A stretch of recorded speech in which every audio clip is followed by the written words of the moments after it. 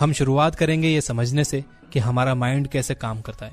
हमें दो चीजें समझने की जरूरत है, अवेयरनेस और माइंड। चलिए देखते हैं कि ये दोनों क्या हैं। मान लो कि अवेयरनेस एक चमकती हुई लाइट बॉल है, एक ऐसी लाइट बॉल जो आपके माइंड में इधर से उधर तैर सकती है। अब मान लो कि माइंड एक बहुत बड़ी जगह है, इसमें अलग अलग एरियाज हैं, गुस्सा, happiness, jealousy, food, arts, science, technology, सब कुछ इस माइंड में हर तरह का एरिया है। आप आपके अवेयरनेस की उस लाइट बॉल को अपने माइंड के जो चाहे एरिया में ले जा सकते हो, आपकी मर्जी है। अगर वो लाइट बॉल आपके माइंड के हैप्पीनेस वाले एरिया में जाएगी तो वहां रोशनी करेगी और आप हैप्पी फील करने लगोगे। क्या आप हैप्पी हो? नहीं, वो अवेयरनेस की लाइट बॉल आपके माइंड के हैप्पीनेस वाले एरिया में है। सिमिलरली अगर वो लाइट बॉल गुस्से वाले एरिया में जाएगी तो वहां रोशनी करेगी। क्या आप गुस्सा हो? नहीं, आपकी अवेयरनेस गुस्से वाले एरिया में है। आप अपनी विल पावर और अपने ध्यान लगाने की शक्ति से उस लाइट बॉल को अपने माइंड के जिस एरिया में चाहे ले जा सकते हो। सबसे इंपॉर्टेंट बात यह है कि जहां आपकी अवेयरनेस जाती है वहीं आपकी एनर्जी भी जाती है। तो अगर आपकी अवेयरनेस आपके माइंड के गुस्से वाले एरिया में जाती है तो आपकी एनर्जी भी वहीं जाती है और वो आपके माइंड के उस एरिया को और मजबूत करती है। और ये हर दिन होता है। हम अपने आसपास के लोगों को और चीजों को अलाउ करते हैं हमारी अवेयरनेस को कंट्रोल करने के लिए।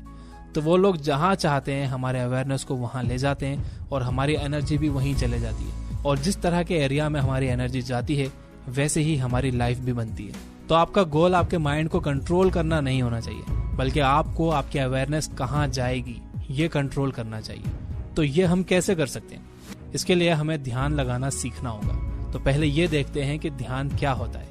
मेरे हिसाब से ध्यान एक ऐसी एबिलिटी है जिससे आप अपनी अवेयरनेस को लंबे समय तक एक जगह पर रख सकते हो। ज्यादातर लोग दो रीजंस की वजह से ध्यान नहीं लगा पाते। पहला ये कि उन्हें कभी ध्यान लगाना सिखाया ही नहीं गया है। दूसरा ये कि उन्होंने कभी ध्यान लगाने की कोशिश ही नहीं की। आप में से कितने लोग मैथ्स और साइंस की क्लासेस की तरह ध्यान की क्लासेस भी अटेंड करते हो? मैं दुनिया भर में ट्रैवल करता हूँ और लोगों से यही सवाल पूछता हूँ, लेकिन कोई अपना हाथ नहीं उठाता। आप में से कितने लोग जब स्कूल में पढ़ते थे तो आपसे ध्यान लगाने के लिए कहा जाता था? ये अजीब सा है ना। हमें स्कूल में ध्यान लगाने के लिए तो कहा जाता था, लेकिन ये नहीं बताया जाता था कि ध्यान लगाते कैसे। जब मैं बड़ा हो रहा था तो मुझे हमेशा ध्यान लगाने के लिए कहा जाता था, खाने पर ध्यान लगाओ, होमवर्क पर ध्यान लगाओ। आप में से कितने लोगों ने अपने बच्चों को ध्यान लगाने के लिए कहा है, लेकिन क्या कभी आपने उन्हें यह सिखाया है कि ध्यान लगाते कैसे? अगर आपने उन्हें नहीं बताया कि ध्यान कैसे लगाते हैं तो उन्हें कैसे पता चलेगा कि ध्यान कैसे लगाते हैं? अगर आप किसी काम में बहुत अच्छे होना चाहते हो तो आपको उसकी प्रैक्टिस करनी होगी। अगर आप बहुत अच्छी तरह से किसी भी चीज पर ध्यान लगाना सीखना चाहते हो तो आपको उसकी भी प्रैक्टिस करनी होगी। लोगों को डिस्ट्रैक्शन की आदत है क्योंकि वो दिन भर यही करते हैं। ऐसा नहीं है कि उनमें ध्यान लगाने की एबिलिटी नहीं है, लेकिन चूंकि वो डिस्ट्रैक्शंस में ही रहते हैं तो वो उसमें माहिर बन चुके होते हैं। तो हम ध्यान कैसे लगाते हैं? हम किसी भी चीज पर ध्यान लगाना सीख सकते हैं एक बार में एक ही काम करने की प्रैक्टिस करने से, और इस प्रैक्टिस को अपनी रोजमर्रा की जिंदगी में शामिल करने से। मेरे लिए मैं ये देखता हूँ कि वो मेरा कौन सा रूटीन है जो मैं रोज करता हूँ। मैं हर रोज अपनी वाइफ से बात करता हूँ, उसे मेरा अनडिवाइडेड अटेंशन देता हूँ। मैं अपनी अवेयरनेस पूरी तरह से उस पर ही रखता हूँ। अवेयरनेस भटक जाती है तो मैं वापस उसी पर ले आता हूँ। ये फिर भटकती है, मैं फिर उसी पर ले आता हूँ। मैं अपनी अवेयरनेस अपनी वाइफ पर ही रखता हूँ और अपना पूरा अटेंशन उसे देता हूँ। मैं हर रोज अपने क्लाइंट से भी बातें करता हूँ, अपने दोस्तों से भी बातें करता हूँ। जब भी मैं किसी से बात करता हूँ तो मैं उन्हें अपना पूरा अटेंशन देता हूँ। अगर मैं फोन पर किसी से बात कर रहा हूँ तो मैं उस फोन वाले व्यक्ति को पूरा अटेंशन देता हूँ। मैं एक बार में एक ही काम करता हूँ और इसी तरह मैं दिन के खत्म होने तक 6 से 8 घंटे तक ध्यान लगाने की प्रैक्टिस कर चुका होता हूँ। ऐसा करने से मैं 6 महीनों में किसी भी चीज पर ध्यान लगाने में माहिर हो गया हूँ। किसी भी चीज में अच्छा बनने का बेस्ट तरीका ये नहीं है कि आप उसकी अलग से प्रैक्टिस करो। बेस्ट तरीका यह है कि आप उस चीज को अपने लाइफ की रोज होने वाली घटनाओं में, यानी कि अपने डेली रूटीन में शामिल कर लो। तो मैं आपको होमवर्क दे रहा हूँ। एक इंसान चुनो जिसे आप अगले 30 दिन तक अपना पूरा अटेंशन दोगे। जब भी आप उससे बात करोगे तो सिर्फ उसी से बात करोगे, अपनी अवेयरनेस पूरी तरह उस पर ही रखोगे। दूसरी चीज जो हमें डेवलप करने की जरूरत है वो है विल पावर। हर इंसान अपनी अलग अलग लेवल की विल पावर के साथ पैदा हुआ है, लेकिन हमें कभी ये नहीं सिखाया गया कि हम अपनी विल पावर को कैसे डेवलप कर सकते हैं। विल पावर मसल की तरह होती है, मैं इसे मेंटल बाइसेप्स कहता हूँ। विल पावर डेवलप करने के 3 तरीके हैं। पहला, जो काम आप शुरू कर रहे हो उसे फिनिश भी करो। दूसरा, जिस तरह की फिनिशिंग आप एक्सपेक्ट कर रहे थे उससे ज्यादा अच्छी तरह फिनिश करो। और तीसरा, जितना आप सोचते थे कि आप कर पाओगे उससे ज्यादा करो। ये तीनों तरीकों में मेहनत लगेगी और उस मेहनत को ही कहते हैं विल पावर। तो आपको विल पावर कैसे डेवलप करनी है? आपको ये तीनों तरीके लेने हैं और इन्हें भी अपनी लाइफ के उन रूटीन्स में शामिल कर लेना है जो आप डेली करते हो। मैं हर रोज सोता हूँ, रोज सोने से पहले मैं फ्लॉस करता हूँ, ब्रश करता हूँ। सुबह उठने के बाद मैं सोने की प्रोसेस को फिनिश करता हूँ। कैसे फिनिश करता हूँ? मैं अपना बिस्तर ठीक करता हूँ। और आपके साथ हर रोज क्या होता है? हर रोज मैं नाश्ता करता हूँ। अगर मेरे पास नाश्ता बनाने का टाइम है तो मेरे पास नाश्ता करने का भी टाइम है, तो फिर मेरे पास नाश्ता करने के बाद वो बर्तन धोकर रखने का भी टाइम है। तो मैं वो प्रोसेस फिनिश करता हूँ जो मैंने शुरू की थी। और मैं दिन भर जो भी काम करता हूँ उनमें ये तीनों तरीके अप्लाई करता हूँ। इस तरह से दिन भर मैं अपने विल पावर डेवलप करने की प्रैक्टिस करता हूँ। और जितनी ज्यादा मैं प्रैक्टिस करते जाता हूँ मेरी विल पावर उतनी ही स्ट्रांग होती जाती है। और अब मेरे पास बहुत सारी विल पावर है। 6 महीनों में मैंने बहुत सारी विल पावर हासिल कर ली है। तो जब मेरी अवेयरनेस भटकती है मैं उसे अपनी विल पावर से वापस उसी जगह ले आता हूँ जहां पर मुझे उसे लाना है। फिर मैं उस अवेयरनेस को एक जगह रखने के लिए अपने ध्यान की शक्ति का इस्तेमाल करता हूँ। और फिर जहां मैं चाहता हूँ वहां मेरी एनर्जी खर्च होती है और फिर उस एनर्जी से मेरी लाइफ बनती है। इसलिए पहले यह समझना बहुत जरूरी है कि अवेयरनेस और माइंड दो कंप्लीटली अलग अलग चीजें हैं। आप ही कंट्रोल करते हो कि आपकी अवेयरनेस कहाँ जाएगी, आप ही कंट्रोल करते हो कि आपकी एनर्जी कहाँ जाएगी, और आप ही कंट्रोल करते हो कि आपकी जिंदगी कैसी बनेगी।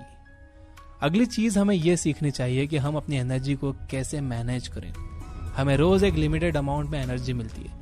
हम एनर्जी लेते हैं और इसे हमारे आसपास के लोगों और चीजों पर लगा देते हैं और तब तक लगाते ही रहते हैं जब तक कि ये एनर्जी खत्म ना हो जाए। फिर हम थक जाते हैं, फिर हम सो जाते हैं। अगले दिन सुबह हमें वापस उतनी ही एनर्जी मिलती है और हम फिर से वो एनर्जी लोगों में और चीजों में तब तक लगाते रहते हैं जब तक कि वो खत्म ना हो जाए। लेकिन एक चीज ज्यादातर लोग नहीं करते, वो ये कि वो कभी ये अंदाजा नहीं लगाते कि उनकी एनर्जी को वो कहाँ कहाँ इन्वेस्ट कर रहे हैं। तो मैं हमेशा लोगों से कहता हूँ कि जितनी कदर आप अपने पैसों की करते हो उतनी ही कदर अपनी एनर्जी की भी करो। ये पैसों की तरह ही एक लिमिटेड रिसोर्स है जिसे आपको बहुत समझदारी से मैनेज करना होगा, बहुत समझदारी से अलग अलग जगह बांटना होगा और बहुत समझदारी से इसे इन्वेस्ट करना होगा। आप चाहे कितने भी अमीर क्यों ना हो, जब भी आप अपना पैसा खर्च करते हो तो पहले आप सोचते हो, समझते हो कि आप अपना पैसा कहाँ लगा रहे हो। अगर आप अपना पैसा किसी स्टार्टअप में भी इन्वेस्ट कर रहे हो तो आप उनसे कई सवाल करोगे कि उनके मैनेजमेंट में कैसे लोग हैं, उनका प्लान क्या है, आपके इन पैसों को वो कैसे खर्च करेंगे और आपके इन्वेस्टमेंट पर आपको क्या रिटर्न मिलेगा, क्योंकि ये एक लिमिटेड रिसोर्स है। तो फिर हम किसी इंसान या किसी चीज पर अपनी एनर्जी इन्वेस्ट करने से पहले ऐसा क्यों नहीं सोचते? हम ये अंदाजा क्यों नहीं लगाते कि वो इंसान या वो चीज हमारी एनर्जी डिजर्व करती है भी या नहीं? अगर मैं अपनी 10% एनर्जी किसी यूजलेस इंसान को दे रहा हूँ, मैं वही 10% अपनी फैमिली को दे सकता हूँ, अपने काम को दे सकता हूँ, मैं उन लोगों को दे सकता हूँ जिनसे मैं प्यार करता हूँ। लॉ ऑफ थर्मोडायनेमिक्स कहता है कि एनर्जी बनाई नहीं जा सकती और ना ही डिस्ट्रॉय की जा सकती है, लेकिन ये ट्रांसफर की जा सकती है एक चीज से दूसरी चीज में। तो अगर मैं एनर्जी नहीं बना सकता हूँ तो मैं ये जरूर जानना चाहूंगा कि मैं जिस इंसान को अपनी एनर्जी दे रहा हूँ वो उस एनर्जी का क्या करेगा। अगर वो उस एनर्जी को वेस्ट करेगा तो बेहतर यह है कि मैं उस एनर्जी को अपनी फैमिली को दूं, उन कामों को, उन लोगों को दूं जिनसे मैं प्यार करता हूं। मेरे लिए डेथ एक बहुत बड़ी ताकत है एनर्जी को मैनेज करने की। मैं रियलाइज करता हूं कि हमारी लाइफ लिमिटेड है और ये हमें एक ही बार मिली है। और चूंकि मेरी लाइफ लिमिटेड है तो मैं बिल्कुल क्लियर होना चाहता हूँ कि मैं अपनी एनर्जी कहाँ लगाऊं। अगर आपको यही नहीं पता कि ध्यान किस चीज पर लगाना है तो ध्यान लगाना सीखने का कोई मतलब नहीं है। तो ध्यान लगाना सीखने के साथ साथ ये भी सीखना जरूरी है कि आपको कहाँ फोकस करना चाहिए। तो मैं आपको एक और होमवर्क देना चाहता हूँ कि आप अपनी लाइफ का पर्पस ढूंढो। इसे ढूंढने का एक तरीका यह है कि आप रोज सुबह से 5 मिनट खुद के बारे में सोचो। आपका पर्पस क्या है ये सोचो। ज्यादातर लोगों को दूसरों के साथ टाइम बिताना अच्छा लगता है, लेकिन बहुत कम लोग ऐसे होते हैं जो खुद के साथ टाइम बिताने के लिए टाइम निकाल लेते हैं। तो सुबह उठने के बाद नहाओ और अपने घर में एक शांत जगह पर बैठ जाओ और खुद के बारे में खुद से सवाल करो। आपको लाइफ में क्या चाहिए, आपका पर्पस क्या है, आप इस दुनिया में क्यों हो, क्या चीज आपको पसंद है, आपका पैशन क्या है। कितने लोग बता सकते हैं कि उनका पर्पस क्या है? बहुत कम। जब आपका पर्पस क्लियर हो जाएगा तो आपको पता चल जाएगा कि आपको किस चीज पर ध्यान लगाना है, और जब आप उस चीज पर ध्यान लगाओगे तो आपकी एनर्जी भी उसी चीज पर खर्च होगी और उस एनर्जी से आपकी लाइफ बनना शुरू होगी और इसके बाय प्रोडक्ट होगी हैप्पीनेस। तो दोस्तों ये था दंडपाणि की स्पीच का एक पार्ट जो मैंने ट्रांसलेट किया है इंग्लिश से हिंदी में। मुझे ये बातें बहुत पसंद आई तो मुझे लगा कि ये बातें हिंदी ऑडियंस तक भी जानी चाहिए। अगर आपको मेरी ये मेहनत हेल्पफुल लगी हो तो आप इस वीडियो को लाइक कर सकते हो। आपके मुझे कमेंट्स आते हैं कि लास्ट में मैं वीडियोस को समराइज करता हूं तो वो आपको अच्छा लगता है। मुझे लगता है कि पर्टिकुलर इस वीडियो को समराइज करने की जरूरत नहीं है, क्योंकि लास्ट में ये समराइज हो गई है. So that's all. Inspirational book summaries सुनने के लिए आप ये बुक ऐप डाउनलोड कर सकते हो, उस पर अभी डिस्काउंट भी चल रहा है. Finally, you guys are amazing. Keep reading, keep learning, keep growing. Thank you for watching.